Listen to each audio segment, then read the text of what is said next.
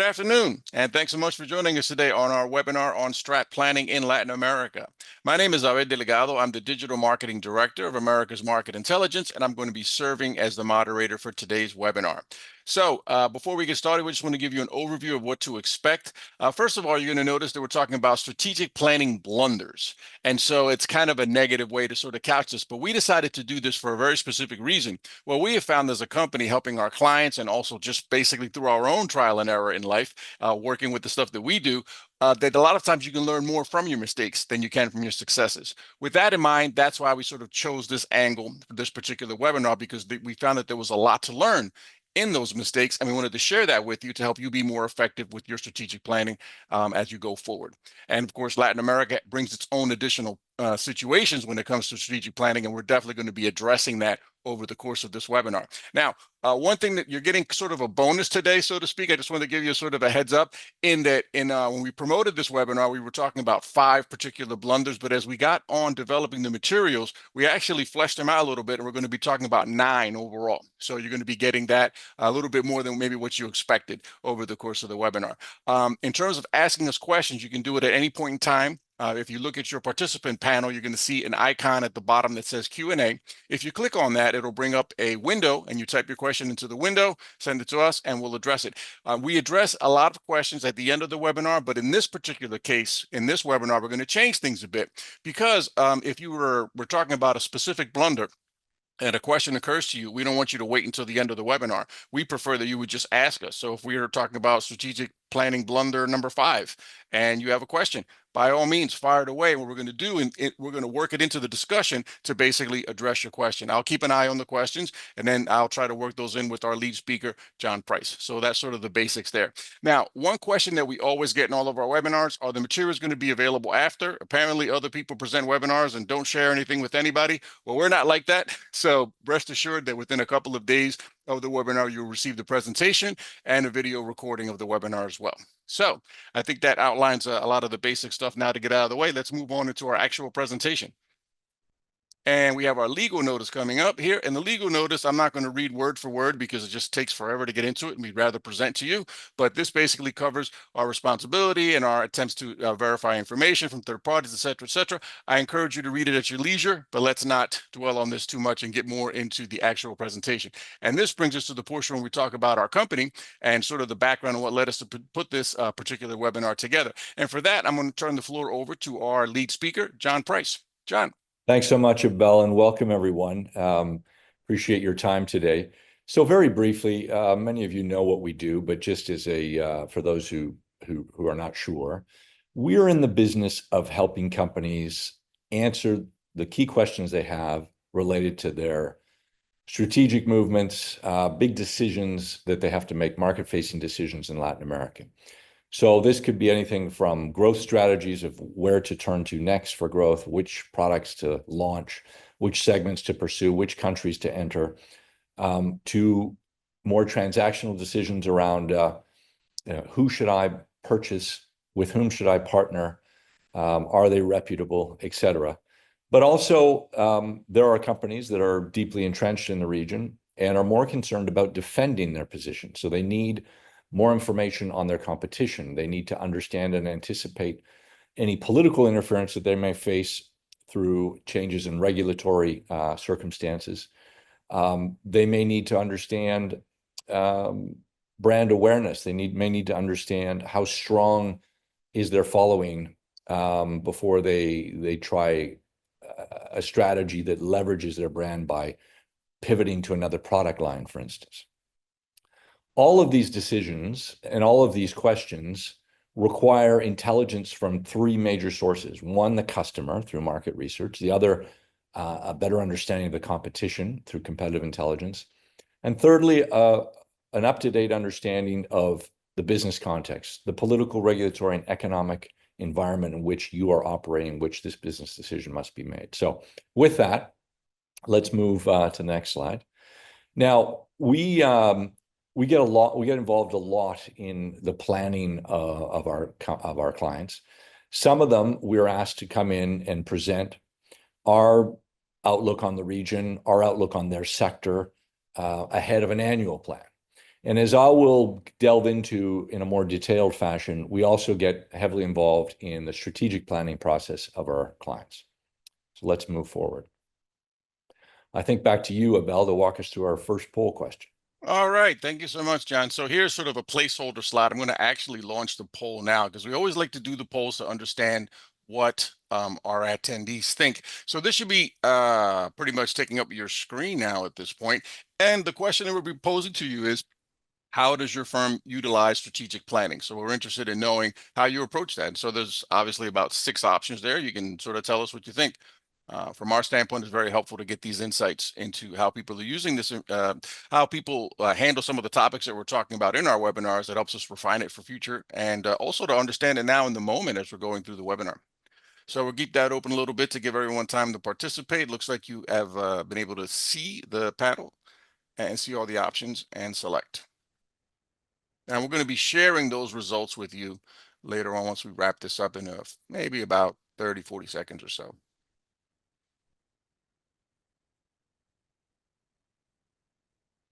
Just giving it some time to make sure that everyone has time to participate. All right. So I think that should pretty much do it. I think it's wrapped up here. So I'm going to end the poll and I'm going to share the results. And let's take a look here on the screen. So we have 7% that never do it, that never work in strategic planning, and then annual but not strategic, another 7%.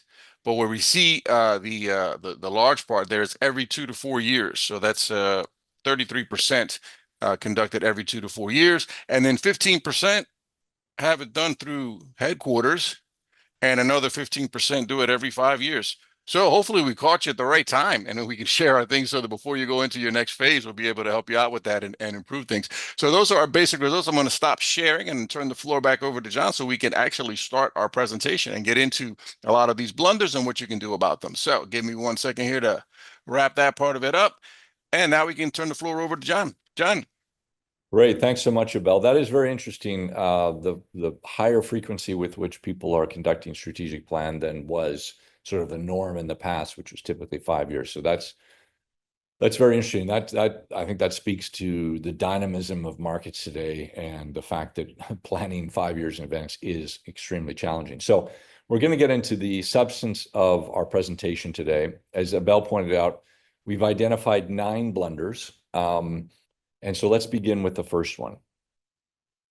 And that is, it's really about the definition of what is strategic planning. And some of these insights were drawn both from our own experience and also from a very interesting video put out by the former dean of the Rothman Business School of University of Toronto, who really pointed out that a lot of companies mistakenly use the term strategic planning. And really what they're involved in is planning. So for many companies, they look at planning to sort of say, okay, we're going to expand our Mexico operations by 10% next year. And so they essentially execute or put together a plan, which is really an execution of their internal resources. So they're really allocating those resources. They're putting in responsibilities. They're usually very sensitive to internal politics. It's all in a very comfortable space because it's all within your control. But the problem with such an approach is it ignores the unpredictability of the market. It ignores the externalities and how they play a role. Strategic planning begins with the term strategy, and when it's done properly, it sets a clear objective, irrespective of your internal resources. Where do you want to be? Where do you want your company to be? What goals do you have specifically to reach? And obviously, this has to align with your global plans and your contribution to those plans. It begins really with a theory. So it's not an assumption that you're going to reach there, even though the head office may say you need to grow by 15% next year. But the question is, how are you going to do it? And ultimately, this is a theory that then you need to prove. It's inherently uncomfortable, especially in this day and age with as much disruption to the market that we face, whether it's from new business models adopted by the competition, whether it's the political environment, whether it's the regulatory environment. The fact is that when done right, a good strategic plan will force you out of your comfort zone. And most importantly, it focuses on the externalities of the market. It centers first on customers and what they need, because customers should be driving your business, not the other way around. And it considers the actual and future threat of competition. Again, you may know the competition today, but anticipating who will be your competitors 3 years from now is a lot more difficult and requires you to go out and really inquire about that. And then, of course, the business context and risk. There's still too many companies extrapolating what happened in the last 5 years and assuming that's going to happen over the next 5 years. And all of you should know by now in Latin America that just isn't true. So a good strategic plan needs to begin with this mindset. Now, we can't share with you sort of case study details of the work we've done on particular clients. We can describe them in vague terms, but from that same former dean, he provided a really telling example of this that I think most people will remember. If you go back several years in the US, as the US deregulated its airline market, it was still dominated by legacy carriers. So the Uniteds, the American Airlines, et cetera. And it was a pretty cozy business. They all had their hubs. They all had a certain share of routes. And they would sort of tinker with their growth plans by saying, okay, well, let's open a route next year between Miami and Denver. And that's how they approached planning. Well, along comes Southwest Airlines. And Southwest Airlines says there's an entire market out there who doesn't fly because it's costly, instead takes the bus, typically Greyhound bus, which was very much the dominant bus transport provider at the time. And they said, we're going to take that business away from Greyhound. We're going to create a new market for airlines by attacking Greyhound with better pricing. And obviously, it's a much faster service than by bus. And by doing so, they disrupted the entire market. And nobody saw them coming. And they did take into account the legacy players in terms of their pricing, but they really had a very clear objective, and they were there to disrupt the market. And that's a great example of a strategy versus a plan. So let's go forward to blunder number 2. So another thing that we commonly see is that as people put together their plans, they focus disproportionately on the demand. So often I see that head office wants to know, how big is that market? So, for our service or our product, how big is that market in Brazil? How big is that market in Peru? Honestly, that's the least of your concerns. Before you even worry about measuring the potential size of the market, you need to understand whether you can compete in that market. Before you worry about what market share you have or what market share your competitors have, you need to understand whether your business model can really compete in that market.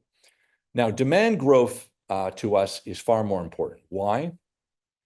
Even if it's a small market, if it's growing quickly, when you have a high growth market, what you have inevitably is underserved, frustrated buyers. Why? Because the competition just can't keep up with demand. And so they are more open to a new competitor coming along and offering a better service at a better price. If it's a slow growing market, then first of all, the competition is really going to covet their customers, is going to overservice them, and they're a lot less likely to change sides to a new supplier. So demand growth to me is far more important than market size. Customer segmentation really depends a lot on what it is your plans are, how specific they are. It can be a very important component. It can be a less important component. But what are 5 areas that you really, really have to look at in all of your strategic planning is, what is the price of the competition? And I don't just mean the competitors that you like to think as your peers, but also the competitors you're actually winning in that marketplace, which might be other types of competitors, and we'll get into that on the next slide. How consolidated is the market? Now, typically, if a market is highly consolidated in few hands and 2 or 3 players, that's often been the case in Mexico, for instance, there's a good chance that those people have an unfair advantage.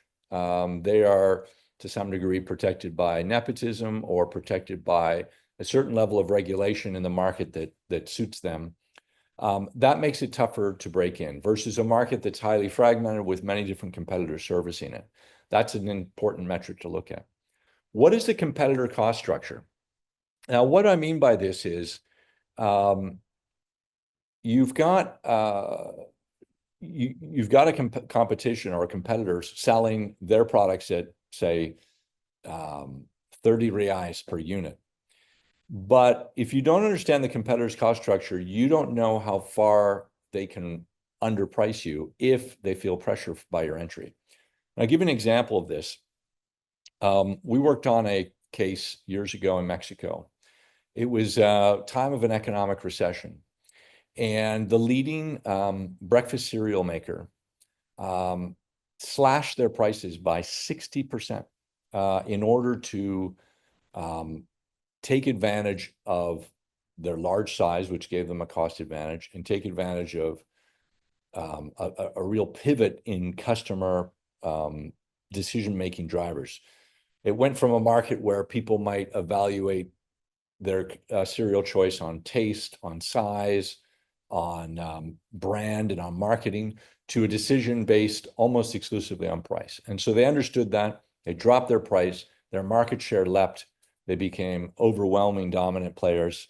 And some of those competitors, one of whom was our client, were obviously concerned about this. So they realized they couldn't match this leading competitor on price.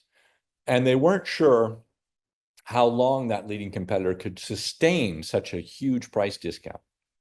So they needed us to understand what is the cost structure of that competitor, because then they could determine that, combined with knowing how many resources they have, they could determine how long they would be willing to sustain this pricing war. And so that became instrumental in how they would determine to counter this aggressive move by the competition. That's the kind of information that can be absolutely essential to understanding how you're going to compete. Now, competitor advantages, what I mean by that is, what we learn in business school are the typical advantages that a company brings to the table, be it their superior management team, their superior approach to marketing, their financing, savvy, and their financing resources. It might be that they have a loyal following to their brand.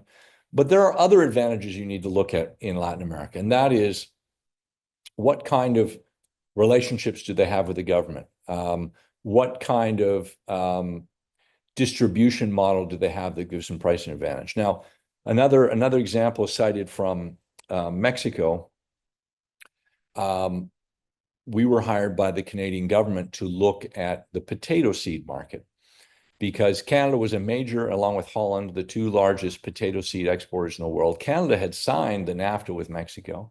So in theory, they would have unfettered access to Mexico. But that was not the case. And this was around the time of just before the 2000 elections, when Fox was campaigning against La Bastida. And so the government wanted to know, would the Mexicans play fair in the next sexenio when it came to potato seeds? Because they hadn't been playing fair up until then.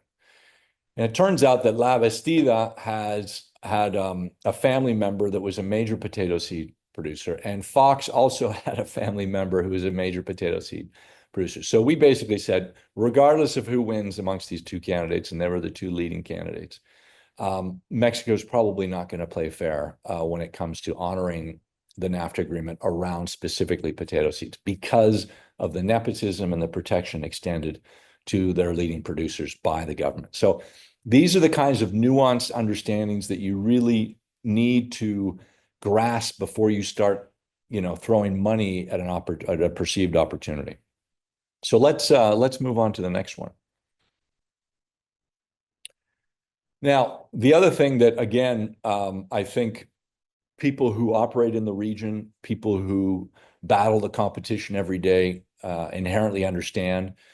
But because so much strategic planning gets engineered by head office, they often don't look at this. They don't look at it because they choose to ignore it, because it's too difficult to understand. But the fact is that the type of competitor that you face is not just the multinationals that you know, whether they're in the market or not. It's not just the leading domestic competitors that you know and recognize. It also includes gray and black market competition. I mean, if you're trying to sell running shoes in Peru, you should know that 70% of the market is the gray market. If you're trying to sell batteries in Brazil, you should know that 40% of the market comes in illegally through Paraguay, Ciudad del Este.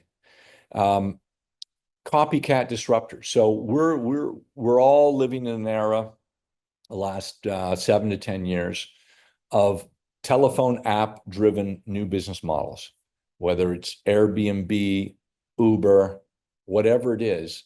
And you may be looking at these international apps and wondering to yourself, will they ever come to my market?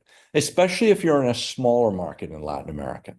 So if you're in Brazil or Mexico, for sure they're going to get there. But in some of the smaller markets, you might feel more comfortable thinking that, well, it's going to be a while before they reach us. What has happened in many cases is a local entrepreneur will take it upon themselves to copycat that business model, to write the code themselves, to produce the app themselves, and to launch the business because they understand the inherent advantages of that business model and its disruptive power. And we see examples of copycat disruptors across Latin America. Another one is vertical integrators.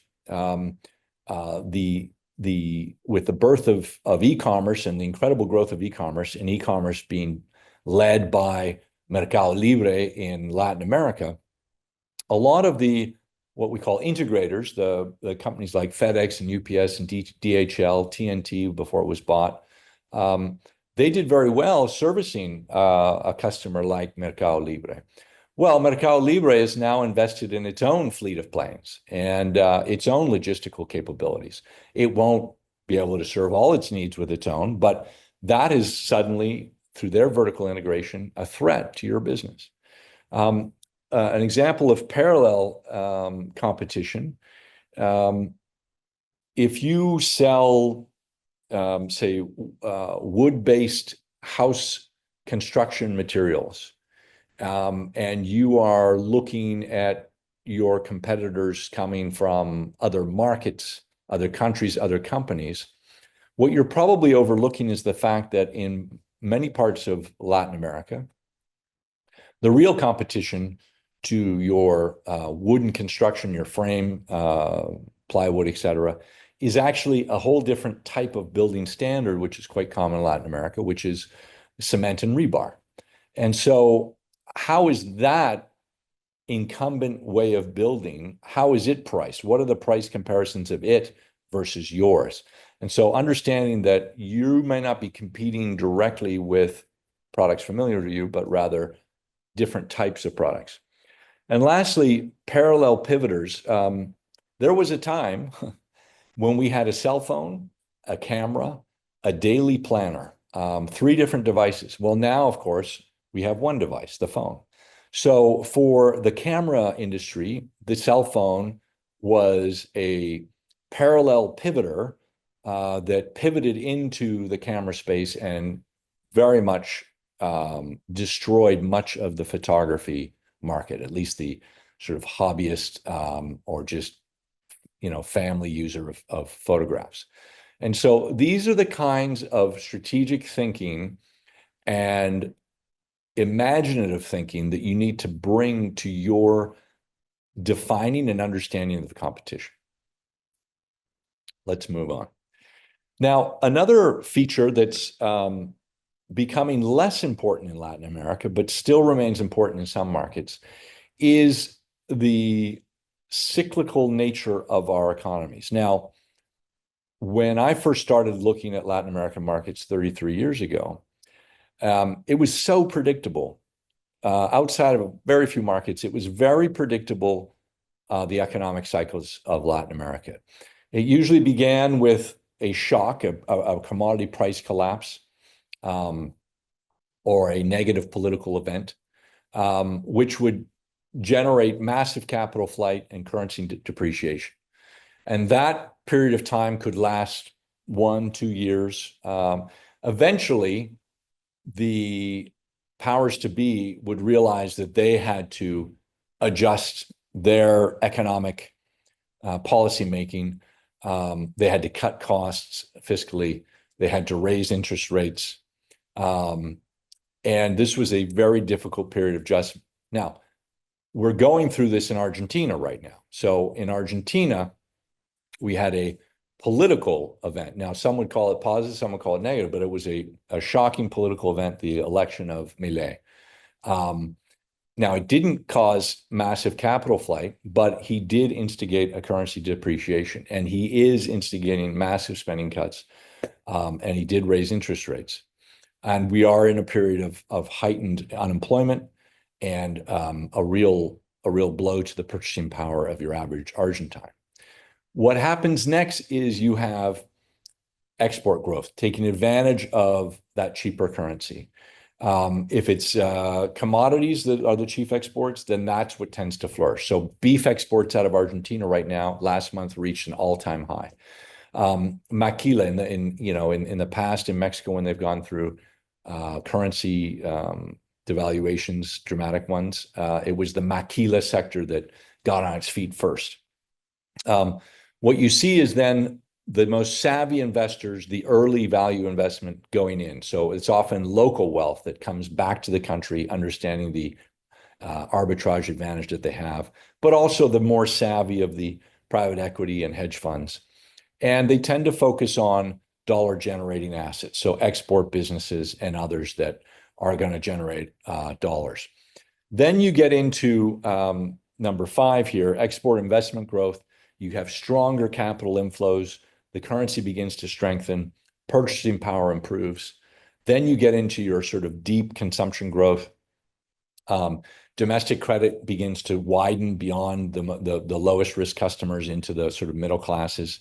You get bigger job gains. Then you get to full employment, where consumption is now outpacing GDP, whereas GDP previously was driven by investment, now it's driven by consumption.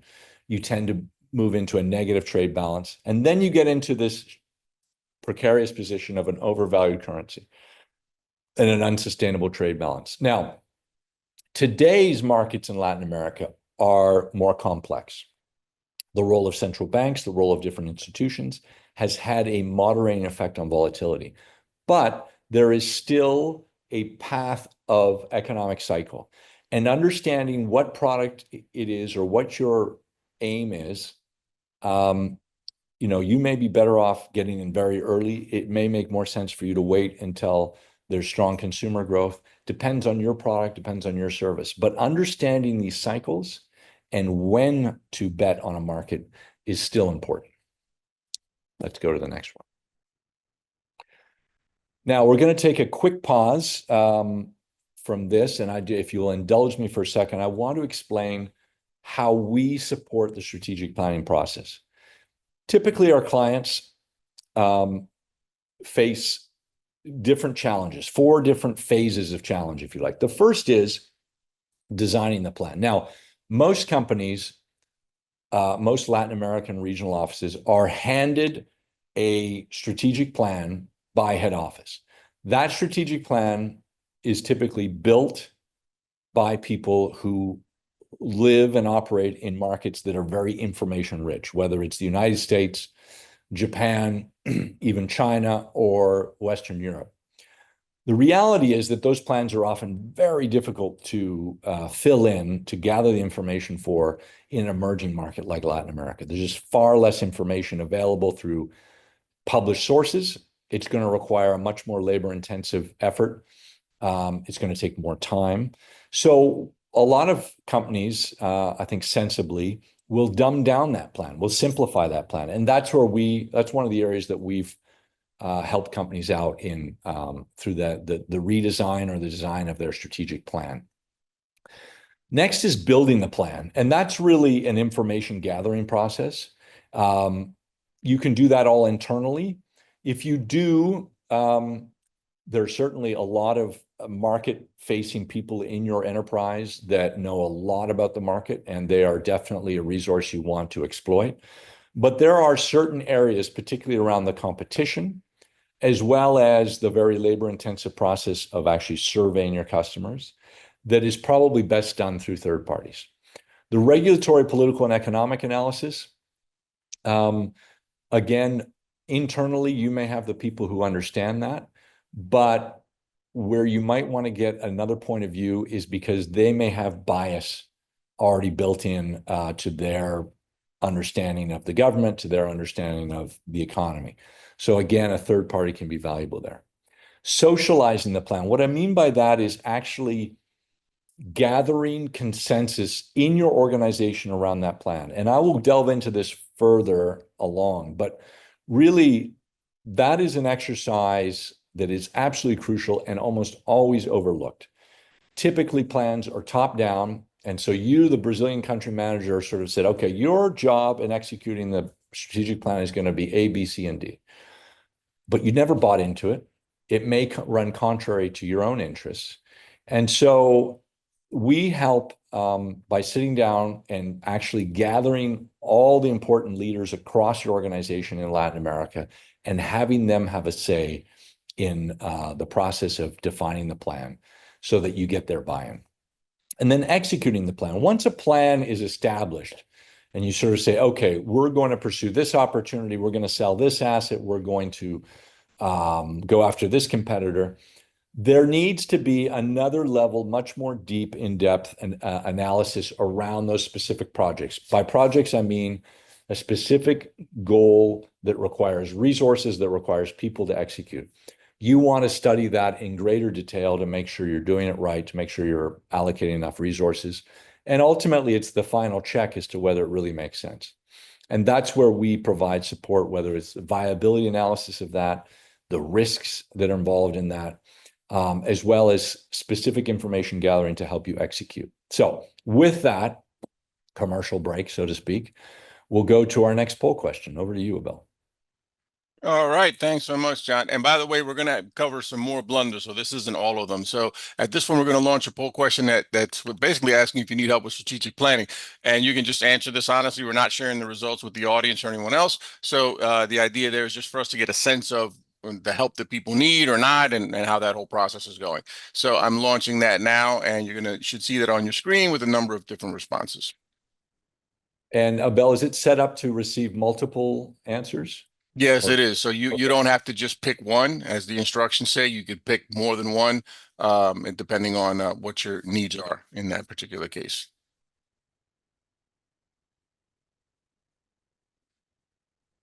So yeah, as you can see, the one of the basic options is we don't do it at all, and that may some of that not doing it at all may have drawn you from a curiosity standpoint here to this event. So hopefully you're getting some good tips that are helpful. Yeah, I mean, the nature of this type of presentation is that some of these blunders are painfully obvious to those who are experienced, and but we're hopeful that at least a couple of them will be eye-opening for you and hopefully enrich how you attack strategic planning. Yeah, it sounds like a simple kind of thing, but it is kind of true in the terms of the saying of you don't know what you don't know, and so that's where experience and everything else comes in, and I think that we all can see that as professionals when we reflect back on our experience years earlier, what we didn't know and what we learned in that process, it really does make a big difference, and obviously we all probably have thought at one time or another of approaching things differently had we known what we know now, that sort of thing. All right, so. And hopefully we'll be able to fill in those blanks with the rest of the presentation. All right, I think pretty much everyone has participated, was going to participate, so we're going to close that out and let's move on to the next blunder, which is number 5. So I'll leave the floor over to you, John. Thank you so much. Here, I really want to point out again, I think everyone's familiar with the 80-20 rule, where 80% of the benefits of what you do come from 20% of your work. And I think that when you operate in Latin America, and depending on how you define the territory, which might be 21 Latin American markets, or maybe up to 40 if you include all of the countries and territories in the Caribbean, That's a massive amount of markets, each of which has a certain level of obstacle, a certain level of cost to just begin servicing, whether it's legal costs, whether it's managing people on the ground. However you are structured, whether, even if it's a third-party distributor, you still have to worry about them meeting their goals, complying with FCPA, all of the sorts of things that we know require, whether it's a big market or small market. I hear so often, and I come across companies so often that are in just about every market you can imagine, um, but they only make money in a handful. And we see this. We see big companies going in and then retreating. We've seen this a lot in the banking space. We've seen this to some degree in the credit card space. We've seen this in the logistics space. So they invest locally and then they realize it's so difficult to make money there and they pull back. And that decision hurts their brand. That decision leads to major write-downs on their P&L. And so we believe that, just as an example, there are 49 cities in Brazil with over 500,000 people. And so before you consider Paraguay, before you consider Ecuador, maybe you should be attacking the second and third and fourth tier cities in Brazil, getting the most out of these big markets before you consider small markets. Typically, I think that companies are enamored with the fact that they have all these territories and countries covered, and they're less focused on where are they actually going to make money. And I think that is a inherent mistake taken on by a lot of companies that they should need to be wary of. Let's move to the next one.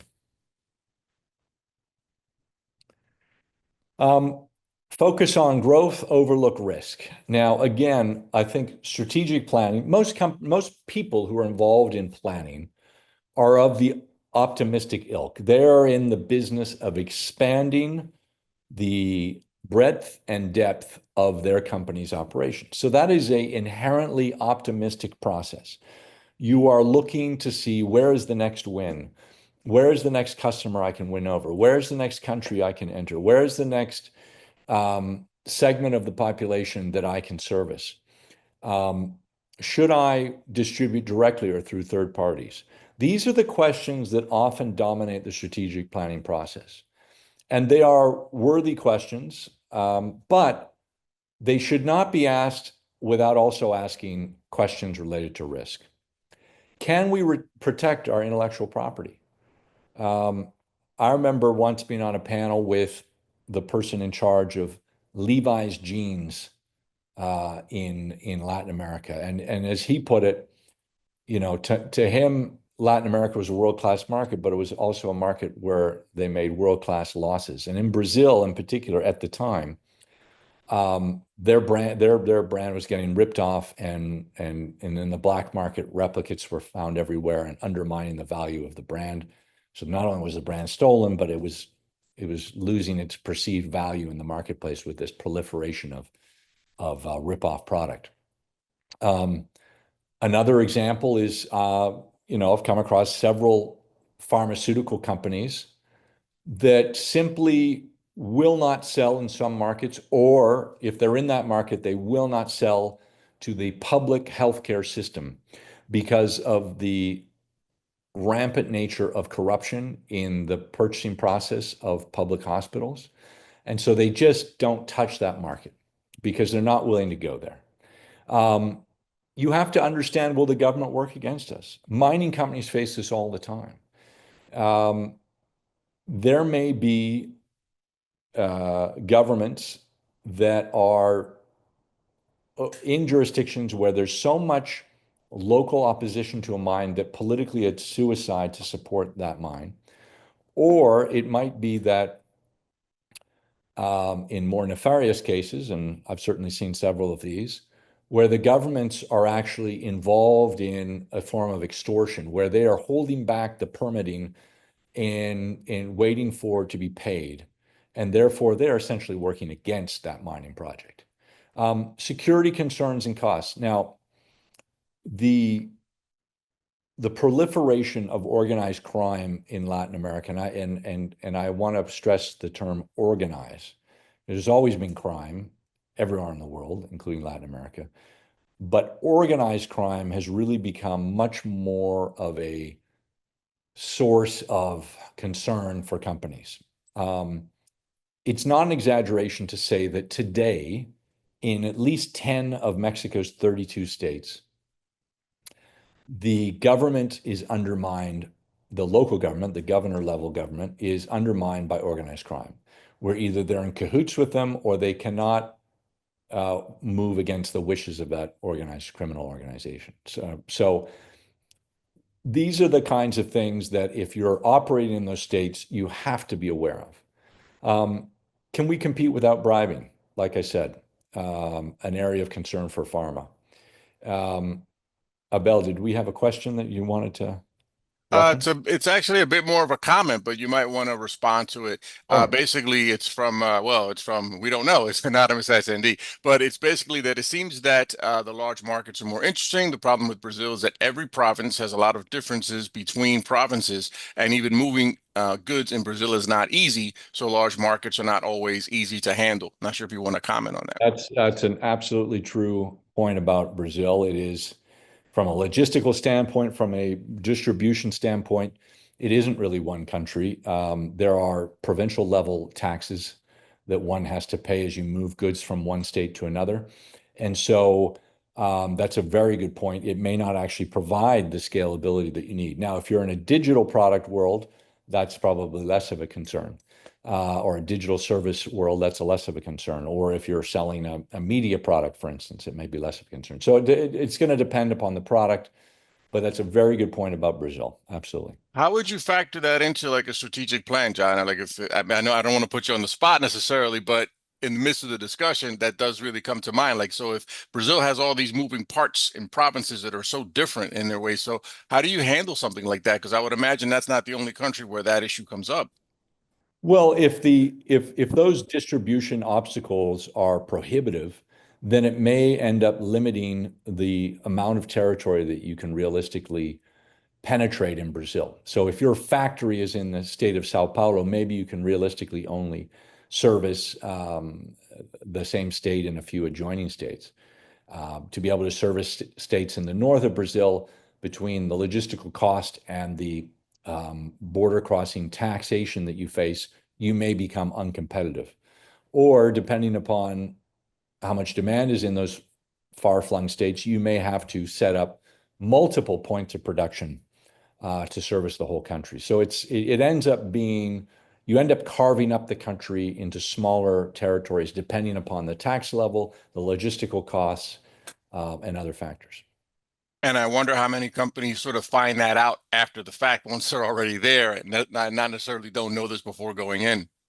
I think most companies, one of the first stops they make is consulting local legal advice. And so they're probably appraised of that.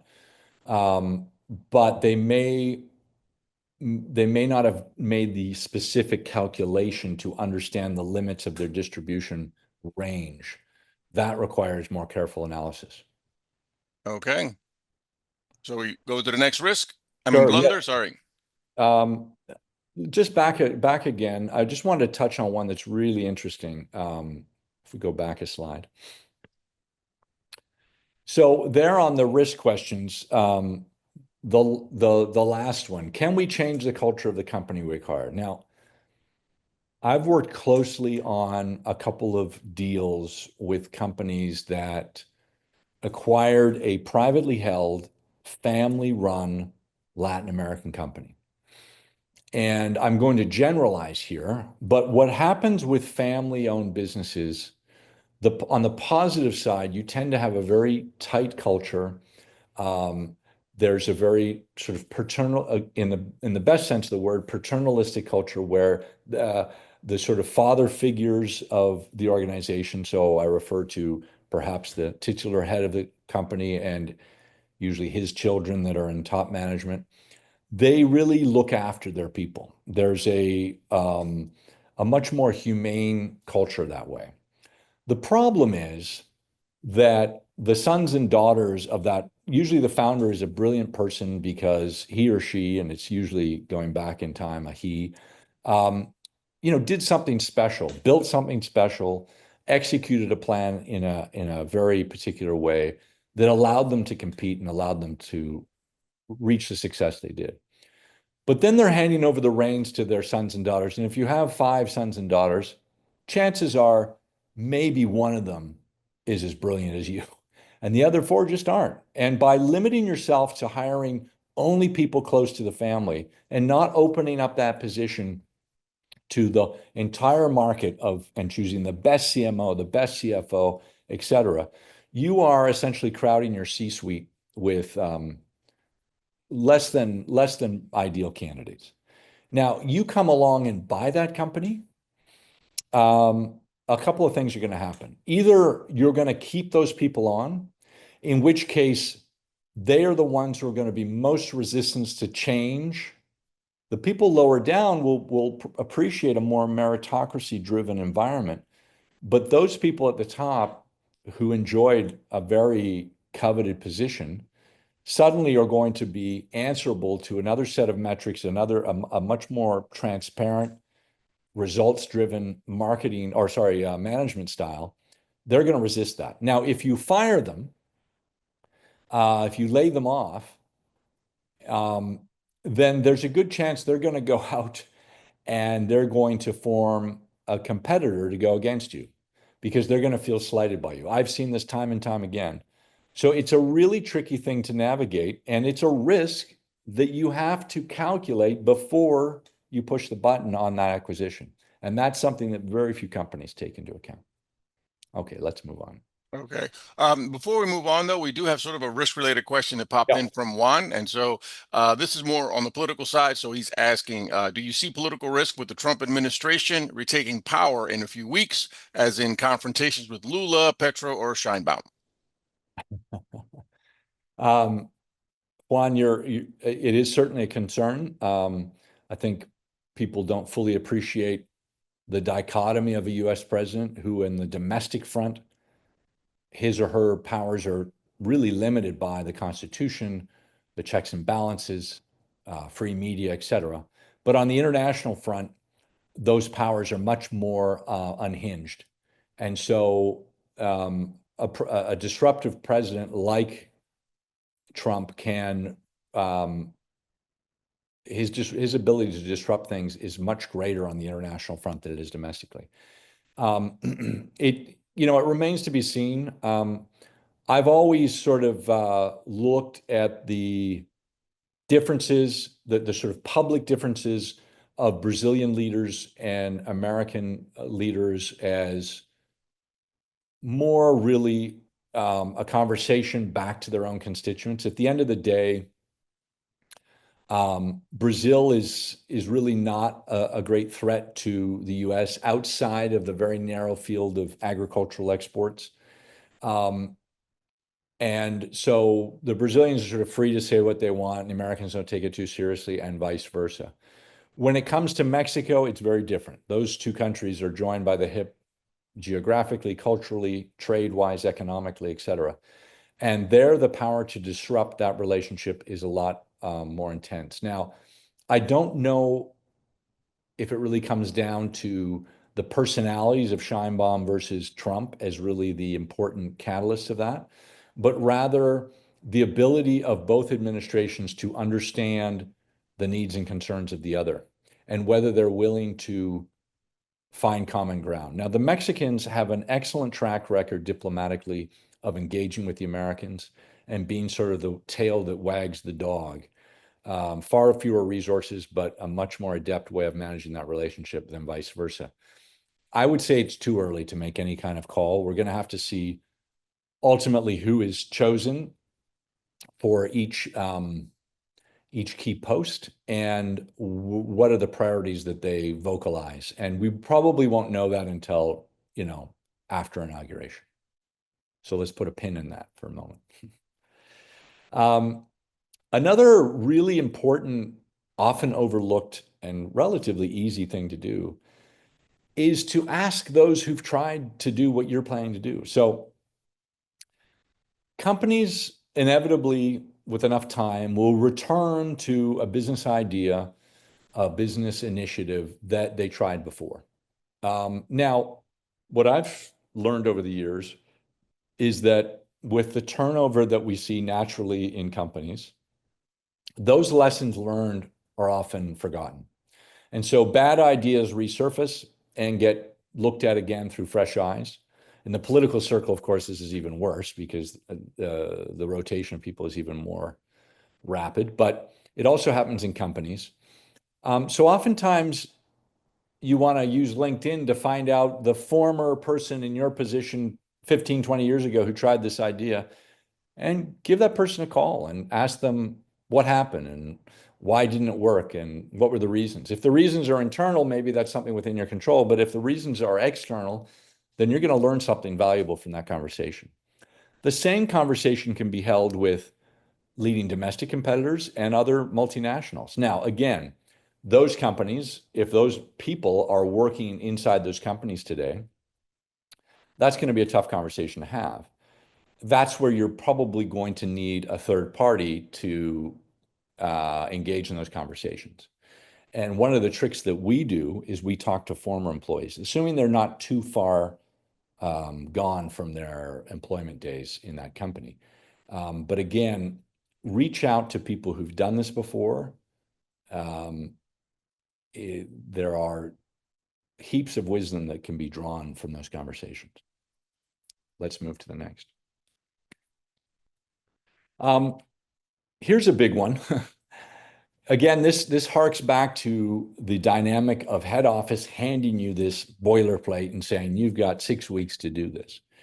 Again, it's a boilerplate built on a marketplace that is information rich, like the United States or Western Europe or Japan or China. But the fact is that the information that you are being asked to gather is going to require primary research as opposed to secondary research. In other words, going out and collecting that information by talking to people, surveying people, et cetera. Much more tedious approach than finding that report off the shelf, whether it's free or you pay for it. The other thing is that head office usually has 1 or 2 people, and all they do is planning. They often report to the CFO or even to the CEO. They're in the strategy department. But chances are in the Latin American headquarters, you don't have people who all they do is planning support. So now you're asking, because you want this to be done well, you're asking very senior level people, often a CFO, CMO, et cetera, to take on the role of strategic planning. That's a huge distraction of their core activities. The other thing is you've got to cover up to 40 markets. Now, probably it's closer to 10, but it's still 10 times more market than your US counterpart or your British counterpart or your German counterpart. And so again, are you given 10 times the resources? I very much doubt that. And the other is, of course, struggling to execute on these plans, struggling to get buy-in across your entire territory. So some of the common sense solutions that we've seen that worked really well are simplifying that strat plan. Now that requires some negotiation back with head office, but if you can tell them, look, I'll get this done in 6 weeks, but we're going to dumb this thing down, that's certainly an important win.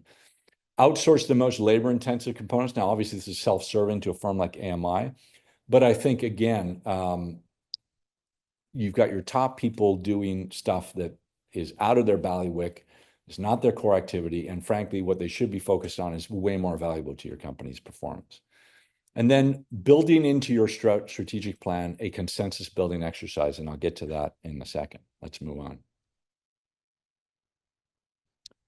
So here's blunder number 9, the last one that we'll deal with, and this is an area that we really grew an appreciation for when about 6, 7 years ago we were asked for the first time by a client to actually help them. They had gone through so many plans in the past where they thought they identified really good business ideas, but when it came to executing them, they faced In their corporate culture is a fair bit of autonomy, and that was very much exercised in Latin America, where sort of country managers had tremendous autonomy over the operations in their countries, and that can be beneficial. But it was made it very difficult to execute on strategic plan ideas that require multidisciplinary teams. And again, if it's top down, your country managers, at the end of the day, if they're savvy, they know that they're going to get their bonus and they're going to get their recognition based upon how they do on their P&L, not on executing a plan. A strategic plan, if it's a good one, is going to be disruptive. It's going to create winners and losers. And the losers aren't going to want to cooperate if they see the writing on the wall and they see where this thing is going. And it requires a cohesive approach by so many different people. So what this client did was they invited us to build sort of reports of 15 or 16 different business ideas that had been identified in the past as potentially interesting. So we went out and we sized the opportunity, the growth of the opportunity, the competitive landscape of the opportunity, sort of benchmarked their company against this opportunity. And we created these little sort of small 10-page reports for each. Then they invited all their people from the region, their country managers, their VPs, as well as their regional C-suite people. So there's about 60 people in the room. They divided into, I think it was 6 groups of 10 people each table, and they each studied I think it was 3, so there's 5, I guess there's, 5 tables. So they each studied 3 of these plans. They scrutinized them. We went through a process of how to scrutinize those plans. They discussed them, and they chose one winner, and then of the 3 plans. And then they got up and they presented to the entire audience why they thought that winning project was the best and why they were voting the other 2 off the island, so to speak, and promoting that one business idea. And so at the end of this, we had 5 business ideas that were worthy. And then we had a collective vote on it to say, okay, of those 5, how do they rank in terms of how juicy of an opportunity they are, how realistic it is to execute and win that opportunity. And by the end of the process, it was a 2-day process, you had the whole senior team in Latin America lined up around the top 3 ideas that they were going to implement. You had people who had volunteered to play their specific role in each of the execution plans of each of the 3 ideas. And everyone was excited. Everyone was bought into the idea. And sure enough, they've been able to execute those plans with far greater ease than they had in the past. So that's an exercise that takes time, it takes resources, but wow, what a difference it made to their ability to actually execute on the plan. So with that, I believe we've reached the end of the 9 blunders, and happy to take on any questions you have. If you want to go ahead and type those in to the Q&A page. Also want to point out that this QR code will take you to our thought leadership area, where we have heaps of articles and white papers, past webinars like this, and other sources of information that are free and that you might find useful. We'll stay on here to take on any questions. We've managed to wrap this up on time. I know, it's very surprising. uh, But we got through it Very expeditiously. uncharacteristic of our webinars, but Yeah. I guess we answered everyone's possible question, because I don't see anything popping up here. So I guess maybe this was comprehensive enough. I'm putting the positive face on it, hopefully. But right. absolutely. What we'll do is share the materials. They may have questions that occur to them after, and certainly they can reach out to us if that's the case. As you can see here, there's the email address for the company there under inquiries on the slide itself. Exactly. Yeah. Please don't hesitate to write us your questions as they occur to you. And we will essentially edit this recording and we will circulate it along with the PowerPoint deck. So we're answering the question put up by Esteban. Yes, it takes usually 2 to 3 business days, and we get that out to you via email. If you registered, which obviously all of you did, we have your email and we'll send that to you. We have concerns about the repatriation of funds. This is one of the questions from funds from Brazil and Argentina. That is definitely a concern. Now, we are not financial advisors. There are multiple means of doing that. I think you're going to see the environment change in Argentina pretty soon. They are calling for a lifting of currency and capital controls in the first quarter of next year. We'll see if that happens, but that would certainly change things and make it a lot easier to get money in and out than has been the case for many, many years. In the case of Brazil, um, there are, again, this is not our area of expertise, but there are ways of doing that that are both compliant. They usually involve additional costs, but there are ways of repatriating those. And I, again, would turn you to international accounting advisory firms for specifics on that. There's You another talked question popping up about about development cycles, John. I don't know if you saw that. So it's saying it's from an anonymous attendee. You talk about development cycles in Latin America. Where do you see the respective countries? good question. Certainly, Argentina is sort of at the beginning of that. They're in that most painful phase. Um, if you look at Chile, I would say that most Chileans were a lot of private wealth in Chile left when Boric was elected. Some of it came back when he pivoted back to the center with the negative referendum vote. But there's still a lot of money sitting on the sidelines in Chile waiting for a change of government. At this point, there's less concern about the ideology of the Boric administration and more about the competence of some of the members of his government. So there's definitely money sitting on the sidelines. I believe that the next president will be either a center right or further right candidate, and we'll probably see them accelerate through those early to mid phases of economic cycle as money comes back in and the currency appreciates, et cetera. So I think now is a very interesting time to invest in Chile for that reason. Mexico, um, we got to the point, before the Plan C, before AMLO pulled off his 30 days of havoc in September when he altered the Constitution. The currency at that point was definitely overvalued, and that was a function of a very hawkish approach from the central bank and big differential between interest rates in Mexico and the US.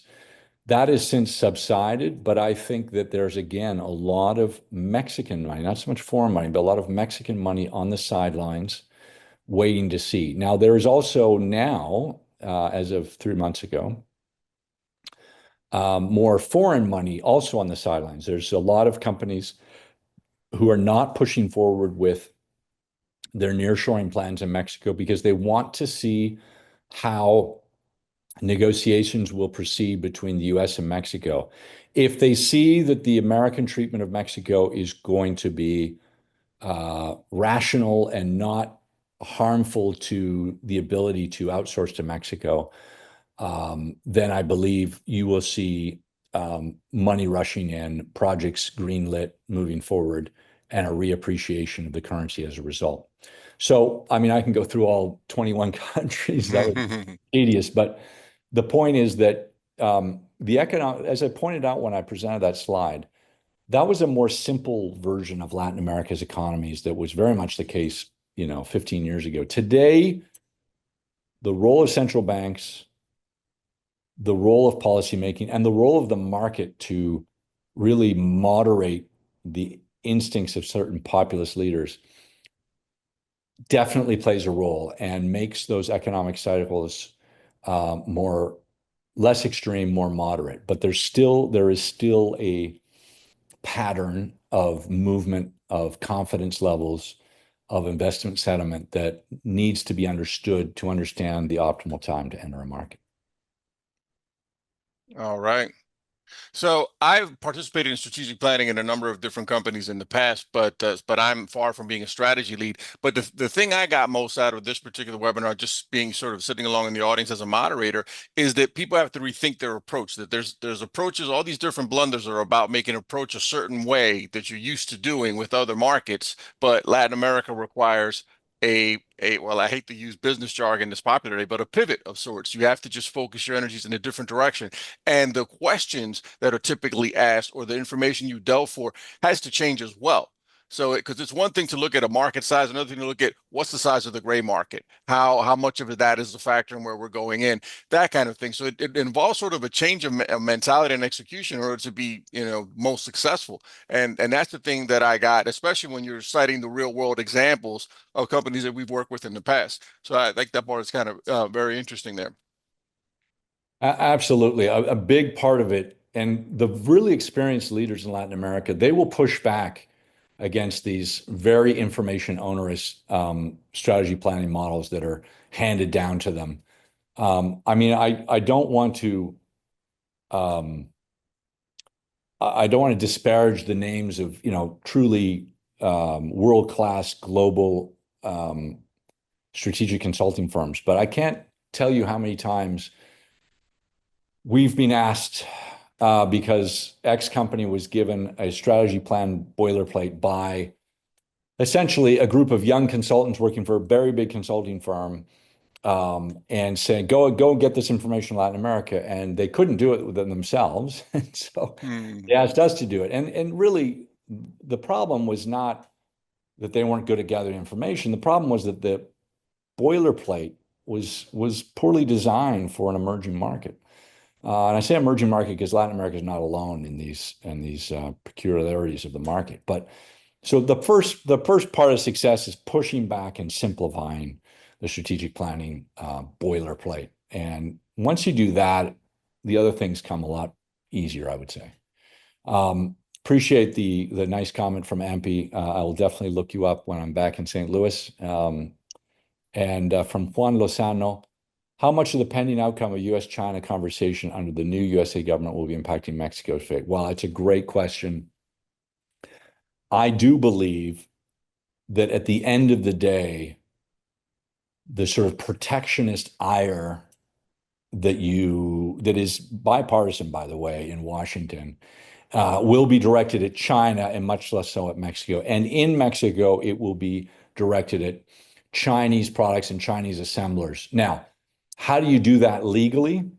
I believe there will be an investigation into the validity of some of the certificate of origin, some of the presumptions around the origin of product that is apparently assembled in Mexico by Chinese companies, whether it is really assembled there, whether the value of that process is truly reflective of what's stated on the certificate of origin. That will be a point of investigation. And if that investigation turns up that there is some underhanded moves made by these companies in cahoots with corrupt government officials, then that will be the justification for punitive tariffs directed against Chinese product assembled or pretended to be assembled in Mexico. And that will be, but they will not go after, and I don't believe they'll apply a 10% tariff against all Mexican imports. First of all, that would go against the USMCA. There is a arbitration process under the USMCA to counter that. USMCA was validated by legislative vote in both houses in the US government. And I believe to change that, which could happen in 2026 when it's under review, will also require a revote of those houses. And that's when we'll see a more general threat. But in the meantime, I believe there will be a pinpointed threat to Chinese operators in Mexico. So the Mexicans, from what I've heard, are working very hard to ingratiate themselves to Washington. They've appointed very competent people who will be the point people for those conversations. And they are going to work with the Americans to identify any misdeeds done in the prior administration around the correct evaluation of the certificate of origin of Chinese operators in Mexico. So I do believe that ultimately the Mexicans will choose the Americans and collaborate with them and try to limit the damage to those Chinese operations and not widespread all assemblers in Mexico. Well, we Uh, have another one that's related to the Chinese. This is from Arturo. So, do you see Mexico, Chile, Peru, or the other LatAm countries capturing a larger share of Chinese direct investment, competing with Mexico's nearshoring boom? And would U.S. investment compete with the Chinese to invest more in Mexico and LatAm? So, couple of things. I believe that most of the nearshoring activity that operates in Mexico by the Chinese and by anyone is fairly straightforward assembly. So it's not a lot of value-added manufacturing. It's essentially taking imported components, Mexican components, assembling those and moving them on. There is more value-added manufacturing in Mexico, but the nearshoring stuff is really fairly simple. To be honest, the transportation costs, the logistics costs of moving that and servicing that function, which is usually only about 10% of the value of a product, to a place as expensive as Brazil, as expensive as Peru and Colombia in terms of logistics costs. In the case of Chile, labor costs, I don't see that happening. I see that going to Honduras, Nicaragua, Guatemala, Central America, where logistically you're closer, it's cheaper back in the States, and labor costs are much less. And those governments are a lot less demanding in terms of the treatment of workers and workers' rights and the strength of labor unions, et cetera.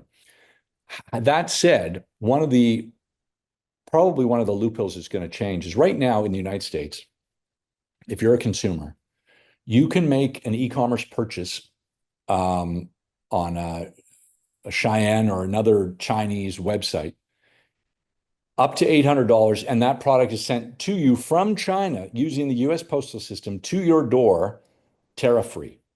It's called the de minimis. It is a sort of loophole that was built in the age of universal or international postal services that allowed for international movement of goods through the postal system with relative ease. The Americans are probably going to shut that down when it comes to Chinese imports. And so China, who sells billions of dollars directly to American consumers, taking advantage of this, will need to move their products somewhere. And Latin America is the largest middle-income market in the world. And so we will see a lot more Chinese product pushed onto Latin American markets through already established e-commerce channels, particularly in Brazil and Chile, but also the construction of more e-commerce platforms and more facility to export to Latin America. So we'll see, I don't want to call it dumping, but we'll see a redirection of those products. So I hope that answers part of your question. Do you prefer rolling strategic planning cycle where you take a 4-year time frame and every year you renew the 4th year and revise the 3 other years? Or do you prefer, I do prefer the rolling one in Latin America because honestly, I mean, companies do this with their annual plans. They update them at least once mid-year, if not a couple of times in different quarters. So definitely, given how quickly our markets change, we live in such a disruptive era in terms of new business models being executed that completely change the competitive landscape for us. We've been through a very disruptive political period. I think it'll be less disruptive going forward, but still it's been very disruptive. So yes, I think 5 years is not realistic in terms of the assumptions baked into that plan. So yes, I definitely prefer a rolling plan. All right. Well, I don't see anything else coming in. We're over time, so we're probably going to have to wrap things up today, I would expect. Thank you, So, Abel, and thanks everyone. Those were great questions. And again, feel free to send us additional questions by email. We'll do our best to answer them. all righty. Sounds great. Well, thanks so much, everyone, for joining us, and we hope you have a wonderful day.